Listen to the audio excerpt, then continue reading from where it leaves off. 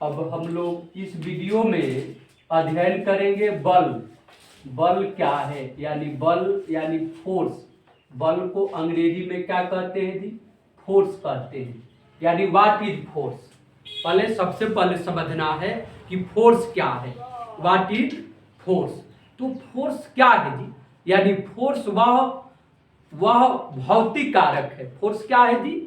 वह भौतिक कारक है, या फोर्स वह है जो किसी वस्तु के स्थिति में परिवर्तन लाता है या लाने की कोशिश करता है। उसका क्या नाम है जी? बल। यानी बल किसे कहते हैं? कि बल वह है जो किसी वस्तु के स्थिति में परिवर्तन लाता है या लाने की कोशिश करता है, उसी का नाम क्या है जी? बल है। यानी बल एक अनुभव करने का चीज है।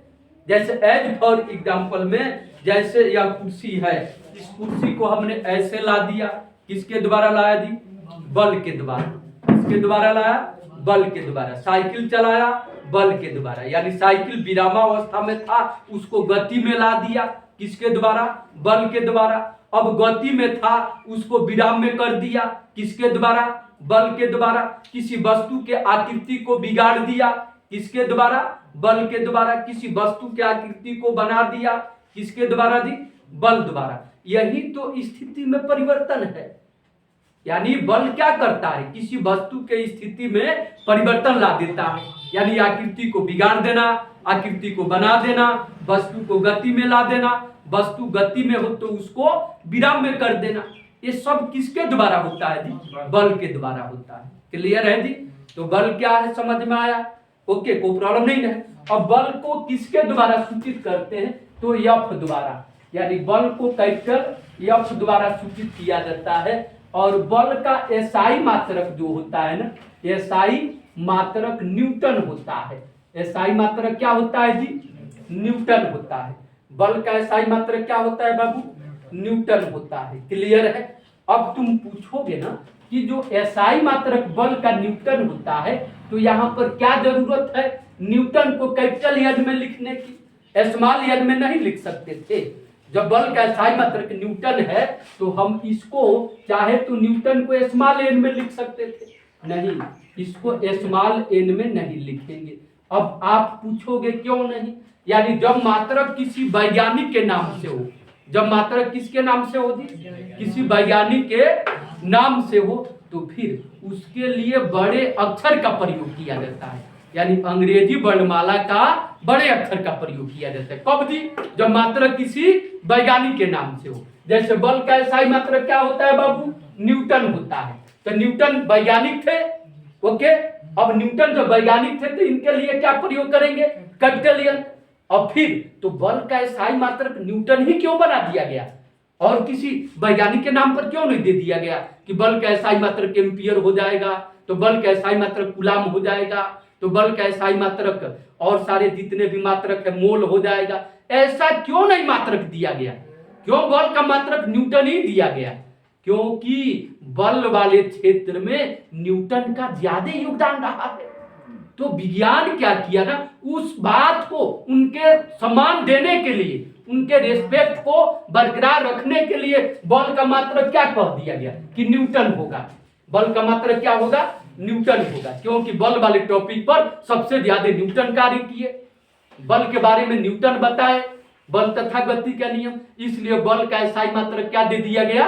न्यूटन दे दिया गया। समझ में आया कि नहीं? कोई प्रॉब्लम नहीं है? किसी वैज्ञानिक का मात्रक उस वस्तु से संबंधित कब दिया जाता है? जब उस टॉपिक में सबसे ज्यादा वह वैज्ञानिक कार्य किया है, तब जाकर के उसके नाम को क्या बना दिया जाता है? मात्रक बना दिया जाता है। इसका मतलब इससे जाहिर सी बात है कि इस पर स्पष्ट होता है कि बल वाले चैप्टर पर सबसे ज्यादा कार्य कौन किए होंगे जी? न्यूटन किए होंगे। इसलिए बल का एसआई मात्रक क्या हो गया? न्यूटन हो गया। और क्यों बड़ा लेटर से लिखे? समझ में आया कि नहीं? कोई प्रॉब्लम नहीं है जी? अब हम बात करते हैं बल के प्रकार, यानी बल कितने प्रकार के होता है। क्लियर है जी? एकदम ध्यान से समझना है मेरे भाई बहन। बल के प्रकार, तो बल मुख्यतः दो ही प्रकार के होता है। बल मुख्यतः कितने प्रकार के होता है जी? दो ही प्रकार के होता है। क्लियर हुआ कि नहीं? बल मुख्यतः दो ही प्रकार के होता है। एक होता है स्पर्श बल होता है, जिसको अंग्रेजी में कांटेक्ट फोर्स कहते हैं। कांटेक्ट फोर्स कहते हैं, जिसको अंग्रेजी में कांटेक्ट फोर्स कहते हैं। एक होता है अस्पर्श बल। एक क्या होता है? दूरी पर क्रिया बल। दूरी पर क्या दी? क्रिया बल होता है। दूरी पर क्रिया बल। ओके, कोई प्रॉब्लम नहीं है। जिसको हम अंग्रेजी में कहते हैं distance at a force. Distance at a force, दूरी पर क्रिया बल हो गया। क्लियर है? कोई प्रॉब्लम नहीं है। अब पूछा जाए कि अब चूंकि बल वास्तव में कितने प्रकार के होते हैं? 2 ही प्रकार का, और इन्हीं 2 प्रकार से कई प्रकार का बल का आगमन हुआ। लेकिन मुख्यतः कितने प्रकार का थी? 2 ही प्रकार का। पहला प्रकार क्या है? स्पर्श बल है, और दूसरा क्या है?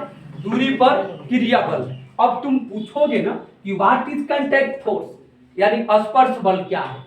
स्पर्श बल उस बल को कहते हैं जब तक हम वस्तु के संपर्क में न आए तब तक उस बल का कोई महत्व नहीं है। यानी स्पर्श बल तब लगता है जब वस्तु के संपर्क में आते हैं। अर्थात क्या कह सकते हैं जी कि वह बल जिसका प्रभाव वस्तु के संपर्क में आने पर लगता हो, उस बल का क्या नाम देंगे जी? स्पर्श बल। क्या नाम देंगे जी? स्पर्श बल। ओके, कोई प्रॉब्लम नहीं है। जैसे इस मार्कर को उठाना है हमको, अब यहां से मार्कर पकड़ेंगे तो थोड़ी उठेगा, नहीं ना उठेगा। इसलिए मार्कर को स्पर्श करना पड़ेगा। यानी मार्कर को स्पर्श किए, मार्कर को हमने पकड़ा, तब जाकर के ये बल लगा, मार्कर को ऊपर उठाया। इसका मतलब कि जब तक हमने स्पर्श नहीं किया था तब तक मार्कर ऊपर नहीं उठा था। इसका मतलब यहां पर जो बल लग रहा है, इस बल का क्या नाम देंगे जी? स्पर्श बल। कौन सा बल नाम देंगे? स्पर्श बल। क्लियर हुआ कि नहीं? कोई प्रॉब्लम नहीं है जी? स्पर्श बल क्लियर हुआ? ओके। अब स्पर्श बल से कई तरह के बल आते हैं। जैसे स्पर्श बल का एग्जाम्पल क्या हो गया जी? घर्षण बल हो गया। क्या हो गया? घर्षण बल। स्पर्श बल का एग्जाम्पल क्या हो गया बाबू? घर्षण बल। अब आप पूछोगे घर्षण बल क्या है? घर्षण बल क्या है? स्पर्श बल का एग्जाम्पल क्या हुआ जी? घर्षण बल। अब यहां से अब पूछोगे कि व्हाट इज क्या? Friction force. यानी घर्षण को अंग्रेजी में फ्रिक्शन बोलते हैं। अब फोर्स मींस बल, यानी फ्रिक्शन फोर्स क्या है? घर्षण बल क्या है? क्लियर है जी? कोई प्रॉब्लम नहीं है। अब हम घर्षण बल की चर्चा करेंगे कि घर्षण बल क्या है। ओके, कोई प्रॉब्लम किसी को? घर्षण बल किसको बोलते हैं? ठीक है ना जी?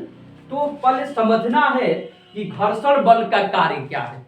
घर्षण बल का कार्य क्या है? क्लियर है जी?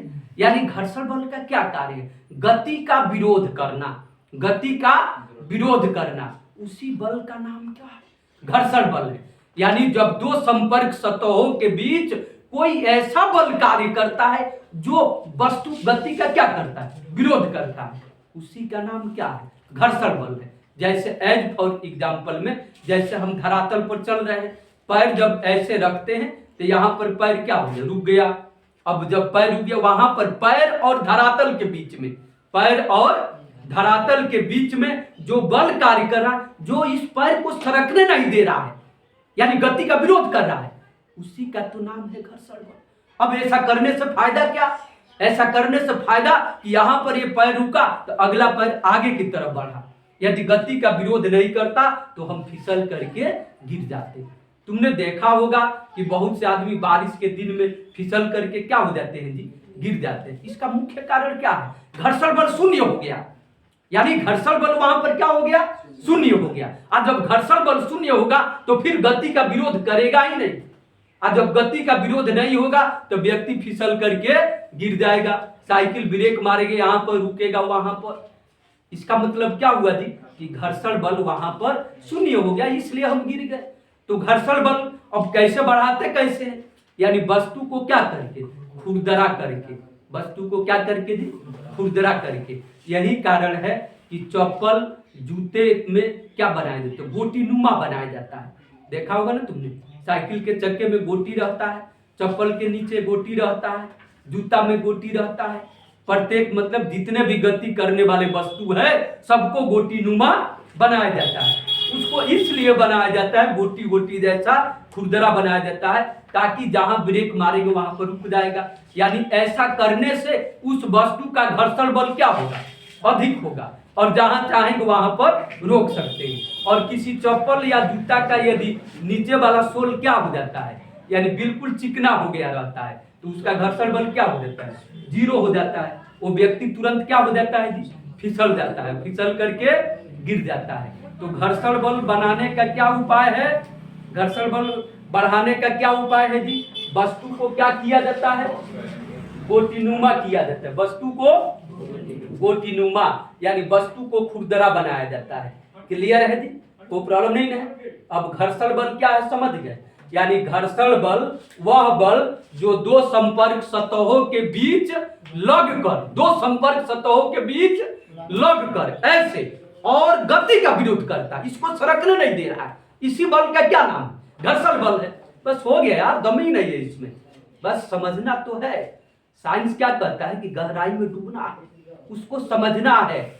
ओके, कोई प्रॉब्लम नहीं है, क्लियर है। अब एग्जाम्पल हमको क्या देना है जी, अब दूसरा क्या है, घर्षण बल क्लियर हुआ जी, घर्षण बल क्लियर हुआ। अब अगला है दूरी पर क्रिया बल, दूरी पर क्रिया बल, दूरी पर क्रिया बल, दूरी पर क्रिया बल, दूरी पर क्या जी, क्रिया बल।